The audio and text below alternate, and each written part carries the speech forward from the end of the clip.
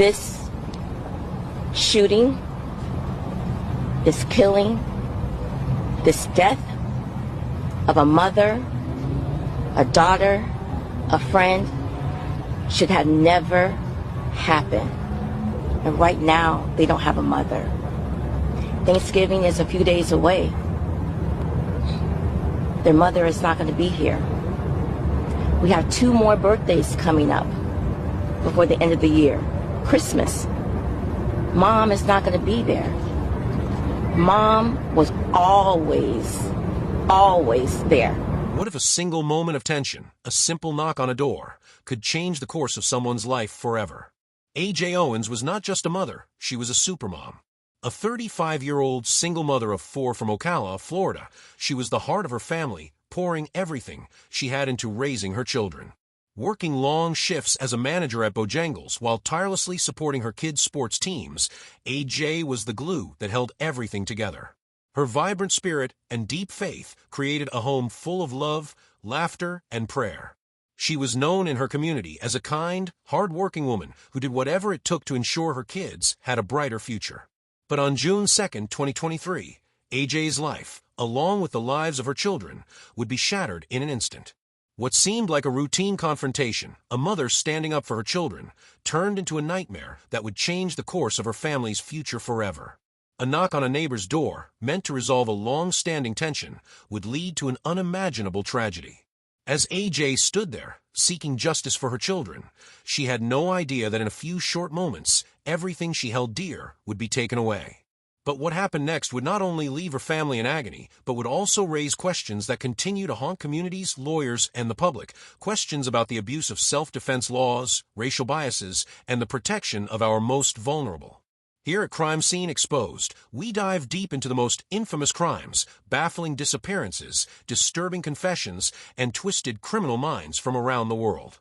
From high-profile murder trials to cold cases that still haunt investigators, we uncover the truth behind the crimes that shook the world. Whether it's mysterious vanishing acts, serial killers, or shocking courtroom revelations, we bring you detailed investigations, gripping storytelling, and in-depth analysis.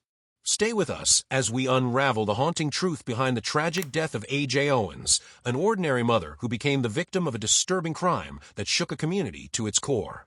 Don't forget to like, subscribe, and hit the notification bell so you don't miss the chilling details of this case. A.J. Owens was a mother who lived for her children. A single parent, she dedicated every waking moment to providing for her 4 kids, Isaac, Israel, Africa, and little Titus. Despite the long hours she worked as a manager at Bojangles, A.J. always found time to support her children's passions. Whether it was cheering from the sidelines as a team mom at soccer games or making sure they had family meals and quality time, she was their rock. Her kids meant the world to her, and everything she did was for their future. Isaac, at 12 years old, was the eldest, always looking out for his siblings with a sense of responsibility beyond his years. Israel, a 10-year-old with a love for sports, was full of energy and always eager to play outside. Africa, their daughter, brought a gentle spirit to the family, while toddler Titus, just beginning to explore the world, was the apple of A.J.'s eye. The loss of their mother shattered their sense of safety and stability.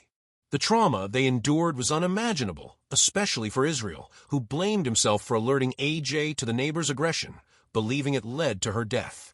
Isaac struggled with nightmares, while Titus, too young to understand, wandered the house confused by her absence. Africa witnessed the chaos, forever carrying the weight of that tragic night. But A.J.'s love for her children was matched only by the increasingly tense relationship with her neighbor, Susan Louise Lawrence. For years, Lawrence had been complaining about the Owens kids playing in the grassy area outside their apartment. She had repeatedly called the police, alleging trespassing and noise violations, though her claims were always unsubstantiated. Lawrence, a 58-year-old woman, became fixated on A.J.'s children, filming them from her window and yelling racial slurs, including calling them black slaves. Despite the hostility, A.J. tried to keep the peace, focusing on her children's well-being and enduring the slurs in silence. The tension continued to rise over the next 2 years, with Lawrence's behavior becoming more erratic. Neighbors described her as an angry, reclusive figure, someone with a past marred by mental illness and abuse. The situation escalated when, on June 2nd, 2023, after yet another confrontation, AJ went across the street to speak to Lawrence about the harassment. Little did she know, this encounter would be the beginning of the end, a simple confrontation that would ultimately turn deadly. Lawrence was barricaded inside her home when AJ knocked on her door, seeking a resolution. What was meant to be a peaceful discussion quickly spiraled into an irreversible tragedy. What could have been resolved with a conversation instead turned into a life-or-death moment, one that would echo in the hearts of AJ's children forever. Stay with us as we unravel how an unresolved neighborly dispute led to a horrifying act of violence. The details of that night will send chills down your spine. The evening of June 2nd, 2023, seemed like any other summer night. The Owens children, full of energy, were playing basketball and roller skating in the grassy area near their apartment. For them, it was just another afternoon of outdoor fun. Isaac, Israel, Africa, and little Titus were laughing, running, and enjoying the warm evening as their mother AJ kept a watchful eye from the apartment window. But as the sun dipped lower in the sky, a simmering tension that had been building for months would come to a violent head. Susan Louise Lawrence, who lived across the street, was no stranger to conflict. Her repeated complaints about the children playing in the shared space had escalated in recent weeks. That evening, she stepped outside, furious at the sound of children's laughter, and began yelling racial slurs at them. Witnesses recall her shouting black slaves and other offensive insults, her anger seething as she filmed the children playing. But it wasn't just words. Lawrence had a history of physical aggression. That night, she grabbed a roller skate and hurled it at 10-year-old Israel, striking him in the foot. The kids, understandably frightened, fled back home, telling AJ what had just happened. AJ had endured months of harassment, but this time, something snapped. Protective and unwavering in her love for her children, she marched across the street, determined to confront Lawrence. She wasn't looking for violence, just an end to the years of aggression. Knocking calmly on Lawrence's door, AJ called out, "Come outside and talk." Her 10-year-old son Israel stood beside her, the weight of their recent confrontation heavy in the air. AJ had dealt with this for so long, but she was hopeful that a conversation could bring resolution. Lawrence, however, was not interested in resolution. She was barricaded inside her home, terrified, and according to her own later statements, convinced AJ was trying to break into her house. In a panic, Lawrence grabbed her .380 caliber handgun. Instead of responding with reason, she chose a path of violence. As AJ continued to knock, her voice firm but calm, Lawrence fired a single shot through the locked wooden door. The bullet struck AJ in the chest, a fatal blow delivered at close range. AJ collapsed instantly, blood pouring from her wound. Her son, standing beside her, screamed, "They shot my mama." His words echoed in the neighborhood, and those who heard them rushed to scene, trying to help, but it was too late. Neighbors scrambled to perform CPR, but the damage had already been done. Emergency responders arrived minutes later, and AJ was rushed to Advent Health Ocala. Her family and the community held their breath, hoping against hope that she would pull through. But the reality set in as doctors pronounced her dead shortly after her arrival. The shockwaves rippled through Ocala. A mother, whose only crime was trying to protect her children, had been gunned down in cold blood. The community was left reeling, and the question on everyone's mind was, how could something like this happen in broad daylight in the middle of a seemingly normal neighborhood? But the truth behind what led to that fatal shot was only beginning to unfold. Stay tuned as we reveal the shocking investigation and what would follow this senseless act of violence. Y'all see what we're doing? We out here, man. Just the AJ Owens, man. Listen, from California and surrounding cities, we demanding y'all. We trying to stop gun violence, man. Get out in the city, come together as a community, and do better. You know what I'm saying? She ain't gonna be the last one, but she was one of ours, and she was definitely a black mother and unarmed. So we can't let that go to rest. All ages, we need you. We are still standing for AJ. We want the gun violence to stop. We're just trying to help the community to understand that the laws that are now that we want the community to step up and helping everyone to stop gun violence. And we're standing. We're still standing. We're out here. And we need y'all to. We gotta do better. Do better. To come out with us. We still doing this and we waiting on y'all. It's not too late. We need to help our youth. The shooting of A.J. Owens on June 2, 2023, sent shockwaves through the community, but the aftermath raised even more disturbing questions. As law enforcement arrived on the scene, they were immediately faced with conflicting accounts. Lawrence, who had shot A.J. through her front door, made a frantic 911 call, claiming that A.J. was trespassing and threatening her. She painted a picture of self-defense, asserting that she had fired the gun because she feared for her life.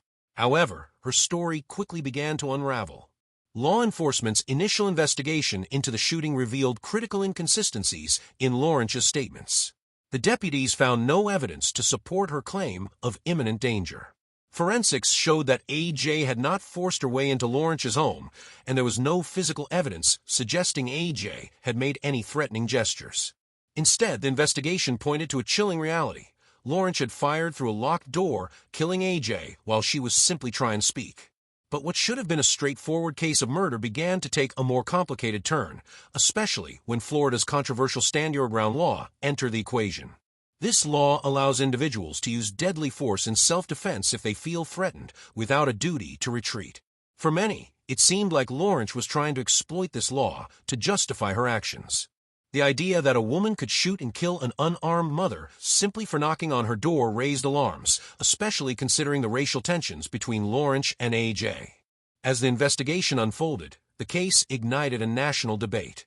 The Stand Your Ground law, often criticized for its application in cases involving race, became a central point of contention. A.J.'s family and community leaders, particularly civil rights attorney Ben Crump, argued that the law was being misused to protect individuals who had no real reason to fear for their lives. Many felt that Lawrence's actions were not driven by fear, but by racial animus and a desire to assert control over her space, one that, in reality, was a shared public area where children had every right to play. The community was outraged. Protests erupted across Ocala and beyond, with activists demanding justice for A.J. Owens. They called for an immediate arrest and charges of murder, not manslaughter. The case became a flashpoint for conversations about gun laws, racial injustice, and the widening gap between law enforcement's treatment of white and black victims of violence. It also sparked conversations about the weaponization of self-defense claims in cases where no real threat existed. The delay in Lawrence's arrest only fueled the anger. For days, she remained free while the sheriff's office reviewed the evidence. It wasn't until June 6, 2023, that Lawrence was finally arrested. The charges, however, were not as severe as many had hoped. Instead of murder, she was charged with first-degree manslaughter with a firearm, culpable negligence, battery, and 2 counts of assault. While this was a step toward justice, it left many wondering why her actions were not being treated as premeditated murder. The delay in her arrest and the charges against her were a bitter pill for the Owens family and their supporters to swallow. They had to wait for weeks, unsure of whether the justice system would treat A.J.'s death with the gravity it deserved. And as Lawrence remained free, the public scrutiny intensified. Many felt that the justice system was dragging its feet because the case involved difficult questions about race, self-defense laws, and gun control. As the weeks passed, Lawrence's defense remained unchanged. She feared for her life. But the growing body of evidence painted a different picture. The 911 calls, the witness statements, and the forensic analysis all contradicted her claims. It was clear that A.J. had never posed a threat. In fact, she was simply trying to confront a neighbor who had been harassing her children for months. The case became a flashpoint for discussions about how laws meant to protect self-defense were being used to justify violence, especially in situations where the victims were people of color. The community continued to rally around A.J.'s family, urging the state to hold Lawrence accountable for her actions. As the legal battle raged on, one question remained. Would A.J.'s family ever get the justice they deserved, or would the system allow this tragedy to slip through the cracks? Stay with us as we dive deeper into the trial that would ultimately decide Lawrence's fate. To the bailiff, please. After less than 3 hours of deliberation, all rise. The Florida jury convicted Susan Lawrence of manslaughter more than a year after she shot and killed her neighbor Ajika A.J. Owens through a front door. Lawrence appearing stoic as a verdict was read. The defendant is guilty of manslaughter. The week-long trial put a spotlight on the ongoing feud between the two neighbors and how it reached a boiling point last June after a dispute over Owens' children. Owens confronted Lawrence at her apartment, banging and cursing through the door. Jurors watched Lawrence tell detectives her side of the story, captured on video shortly after the shooting. I thought she was just going to break down the door. Okay. So, I mean, my heart was pounding, and I was like, she's really going to kill me. Prosecutors argued there was no evidence Owens was trying to break through and posed no imminent danger, and therefore firing a gun was not justified. It's not a crime to bang on somebody's door. It's not a crime to yell. Attorneys for Lawrence said she had a right to defend herself at the time, leaning into this animated simulation of what may have played out. If someone who is on the outside of your door that is banging and pounding so hard wants to get in that house and they do, it is too late. And Susan Lawrence had no idea what Adjika Owens had on her. Investigators say Owens was not armed. Lawrence did not take the stand, but she wrote a note to AJ's children last year, read aloud by a detective. I am so sorry for your loss. I never meant to kill your mother. I was terrified your mom was going to kill me. I shot out of fear. Family and friends of AJ Owens appeared in court each day and broke down in tears after hearing the verdict. Oh, God, thank you, Jesus. And outside the courtroom, a moment of reflection after a painful journey toward justice. If you had an opportunity to say something to Susan right now, what would you tell her? No words for Susan Lawrence. Her mom asking the community to keep AJ's children in their prayers. I find some peace with that verdict. I feel that although my daughter is gone forever, the children's mom is gone forever, but we've achieved some justice for Adjika. My heart is a little lighter, and we're now on the path of true healing. Lawrence will now remain in the Marion County Jail without bond. Her sentencing is scheduled for a later date. She could be looking at up to 30 years in prison. The trial of Susan Louise Lawrence for the killing of A.J. Owens was a landmark event that captivated the nation, not just for the tragic loss of a devoted mother, but for the legal and social implications surrounding Florida's controversial Stand Your Ground law. Beginning in August 2024, the courtroom became the arena for a battle over justice, with AJ's family and supporters hoping that the truth would finally prevail. The trial unfolded over the course of several weeks, with the prosecution and defense presenting their arguments in a case that had already drawn significant public attention. The prosecution's strategy was clear: to prove that Lawrence's actions were not those of someone acting in self-defense, but of someone who, in a moment of aggression, disregarded human life. Key witnesses played a crucial role in the trial. The most significant piece of evidence was the 911 audio, which captured the frantic moments before the shooting. In the first 911 call, Lawrence claimed that AJ was trespassing and threatening her. She reported that the children had been harassing her, a claim contradicted by multiple witnesses who testified that AJ was simply seeking a peaceful resolution to a long-standing dispute. The audio of Lawrence's second 911 call, made after the shooting, also revealed her contradictory nature, as she admitted to firing the gun but continued to assert that she was in fear for her life. Forensics further dismantled Lawrence's self-defense claim. The medical examiner's testimony revealed the precise nature of AJ's wounds, a single gunshot wound to the chest fired at close range through a locked door. The prosecution argued that this disproved Lawrence's claim of imminent danger.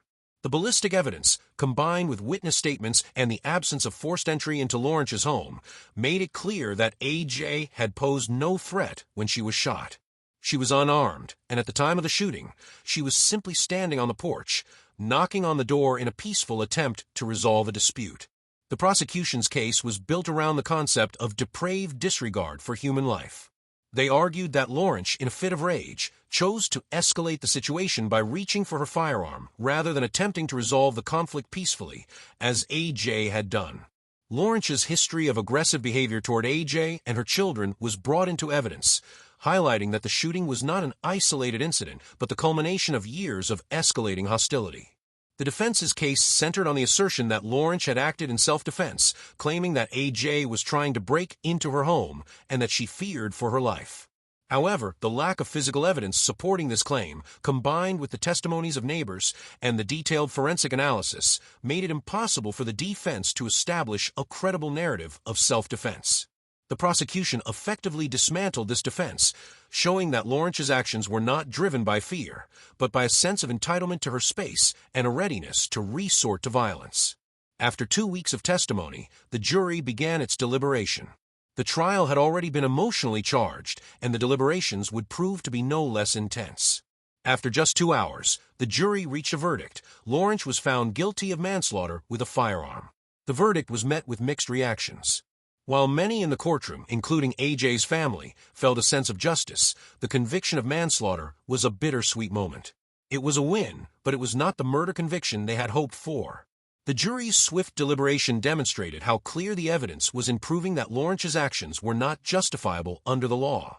While manslaughter was a serious charge, many felt that it did not fully reflect the gravity of the crime. A mother was dead, shot in cold blood for attempting to resolve a neighborhood dispute. The jury's decision reaffirmed that the law could not protect someone who used deadly force without cause, but also underscored how difficult it was to hold people accountable when self-defense laws were misused. The sentencing phase of the trial took place in November 2024, and Judge Robert Hodges made it clear that he would not show leniency. Lawrence was sentenced to 25 years in prison for the manslaughter conviction, with additional charges of culpable negligence and battery. In his statement, Judge Hodges remarked that the killing was entirely unnecessary and that it had caused immense harm to AJ's family. He rejected any mitigation based on Lawrence's traumatic past, emphasizing that no amount of personal history could justify taking the life of an unarmed, peaceful person. I just know the gun went off, and I heard it. She said, "Ow." And I thought, oh crap, I hit her. And I thought, how in God's green earth did I, aim for that left corner and I hit her? I couldn't figure things out.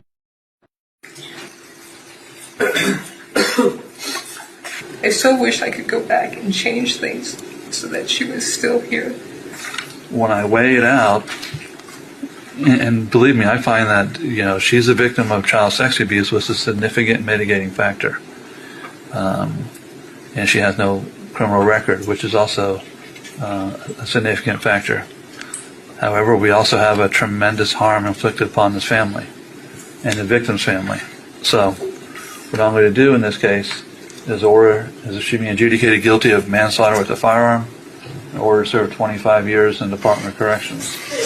The sentencing brought some closure to AJ's family, but the emotional weight of a loss lingered. AJ's mother, Pamela Diaz, expressed her relief that justice had been served, but the pain of losing her daughter remained. The sentencing served as a reminder that even though justice had been done in the courtroom, it could never undo the harm done to AJ's children and the community. Lawrence's response to the verdict and sentencing was far from remorseful. In court, she tearfully apologized, but the sincerity of her apology was questioned by many. Following her conviction, Lawrence threatened a countersuit for defamation against the Owens family, claiming that the media and public opinion had unfairly tarnished her reputation. This response only further alienated her from those who had supported AJ's family throughout the trial, showing a complete lack of accountability for her actions. Lawrence's reaction and the subsequent legal battles would not be the last chapter in this story. The case, which had already sparked widespread discussions about gun laws and self-defense, continued to fuel debates long after the trial had ended. As the sentencing closed, the question remained, would this tragic case lead to broader reforms in Florida's stand-your-ground laws? Would AJ's death have been in vain, or could her legacy spark real change in how we view self-defense and gun violence in our communities? In the wake of AJ Owens' tragic death, her children were left to navigate a world forever altered. The emotional toll was immediate and severe. Israel, the 10-year-old who had witnessed his mother's murder, blamed himself for alerting her to the situation, carrying an immense burden of guilt. His nightmares, filled with the screams of that fateful night, were only the beginning of his trauma. Isaac, the eldest, tried to shield his younger siblings, but struggled with his own grief. Africa, the only daughter, also witnessed much of the aftermath, unable to comprehend why her vibrant, loving mother was now gone. Titus, just a toddler, was left confused and inconsolable, not fully understanding why his world had shifted so drastically. To cope, all 4 children underwent therapy to address their PTSD and trauma. The loss of their mother, someone who had been their entire world, left an irreplaceable void. The emotional scars would last a lifetime as the weight of the tragedy continued to shape their lives. For AJ's mother, Pamela Diaz, The pain was unbearable, but she quickly became the anchor for her grandchildren. Pamela stepped in as their caretaker, raising the children with the same love and dedication AJ had shown, while also fighting for justice on her daughter's behalf. Pamela's grief transformed into action. She became a vocal advocate for change, working tirelessly to ensure AJ's death would not be in vain. She became a prominent voice in the fight for Stand Your Ground law reform, advocating for policies that would prevent other families from experiencing the same heartbreak. Her activism inspired many, and she made sure AJ's story was never forgotten. The community of Ocala was rocked by the tragedy, and the mourning was palpable. A memorial was held for AJ, with friends, neighbors, and strangers alike coming together to honor her life. The community's grief was channeled into a beautiful tribute, a mural in downtown Ocala depicting AJ's radiant smile and her role as a loving mother. This mural became a powerful symbol of loss and the hope for a future free from violence. The story of AJ's death, however, did not end with the trial.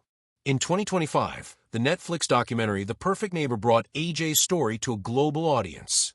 The documentary chronicled not only the events leading to her death, but also the aftermath, shining a spotlight on the legal and social issues at the heart of the case. It sparked nationwide conversations about race, gun laws, and self-defense, drawing attention to the ways in which the justice system often fails to protect vulnerable communities. Meanwhile, AJ's family continued to seek justice. In addition to their public advocacy, they filed a wrongful death suit against Susan Lawrence and the property owner. The lawsuit aimed to hold them accountable for the actions that led to AJ's death and to ensure that the lessons learned from this tragedy would lead to systemic change. The family hoped that through this legal battle, they could send a message that no family should have to endure such suffering due to negligence or hatred. A.J. Owens' death was not just a personal tragedy, it was a stark reminder of the dangers of unresolved conflicts, especially when they are compounded by racial bias and access to firearms. The case underscores the importance of addressing conflicts before they escalate into violence. Minor disputes, whether over children playing in a public space or noise complaints, should not end in bloodshed. Had the neighborhood tension been addressed through community mediation or intervention, this tragedy may have been avoided.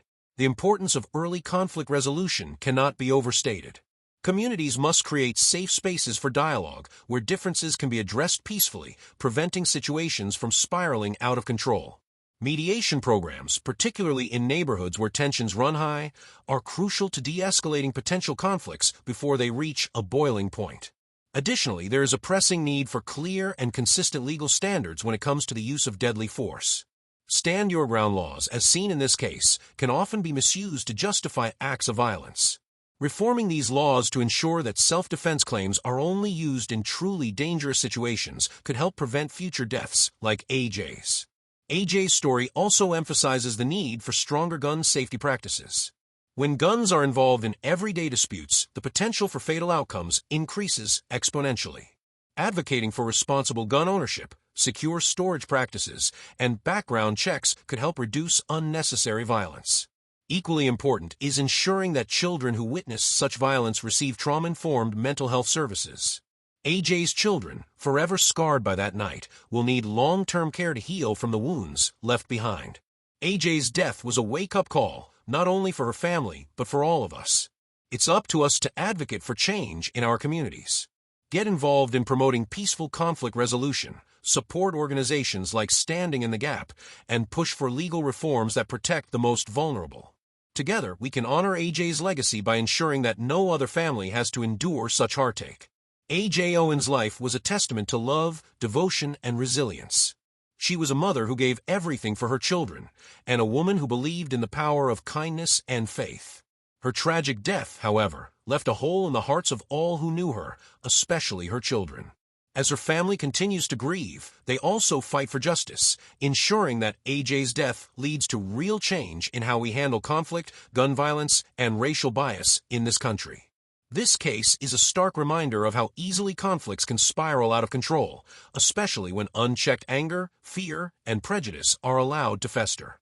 But it is also a call for action, a call to intervene before it's too late, to demand accountability from a justice system, and to advocate for laws that protect lives, not just those who feel threatened. If AJ's story resonated with you, like, comment, and share your thoughts. Subscribe to Crime Scene Exposed for more true crime stories that not only reveal the truth, but also drive meaningful change.